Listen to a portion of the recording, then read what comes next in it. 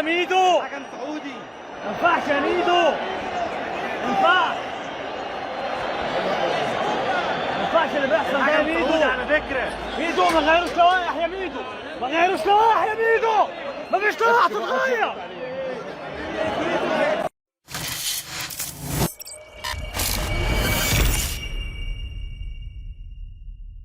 كانوا شايفين العمليه لا رايحه في اطار ان الحكم اجنبي وان الماتش هيتاخر وهيتعدل وهيتاجل، فقال لك لا اضرب كرسي في القلوب، وحصل تنسيق.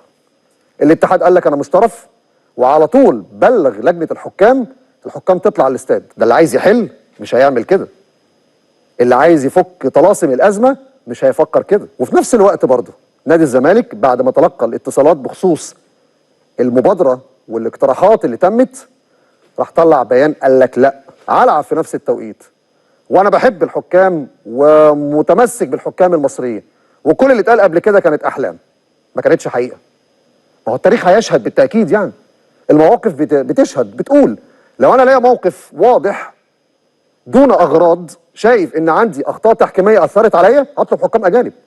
لكن لو انا ليا فكره تانية او غرض تاني اضغط على الحكام واطلع اقول ان التحكيم بيخسرني بس من تحت لتحت، انا ما عنديش مشكله، التاريخ بيشهد. بقول لك ايه، هي سهله، هي بتتقال كده، العيبه تلهيك وتجيب اللي فيها فيك. ابعتها له يمكن ياخد باله. النادي الاهلي طول عمره لا يمكن ابدا ينسحب من الدوري ابدا، لا يمكن.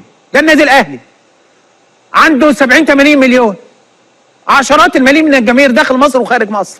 ما ينفعش ان انا جمهور النادي الاهلي النهارده ما يلاقيش فريقه المحبب ليه مش بيلعب النهارده ماتشاته، بينسحب. مفيش حاجه اسمها ان انا اخد قرار انسحاب تحت اي ظرف من الدوري. انا بتكلم هنا على الدوري العام، الدوري بشكل عام.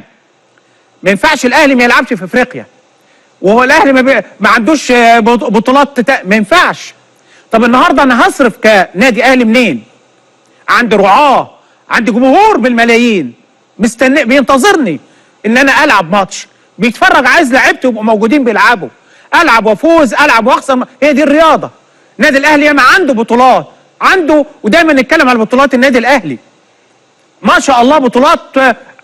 بنتكلم النهارده يعني هو مين بينافسنا النهارده على البطولات؟ مش بتكلم على افريقيا، بتكلم على العالم، ريال مدريد ولا غيره ولا غيره، ورايحين عندنا كاس العالم للانديه. لازم النهارده يكون عندي الجمهور كله معايا، بيصطف معايا، جماهير كلها بتشجعني. جو صبور يا بنتي ورجعي بيت جوزك، ده مش هياكل معانا.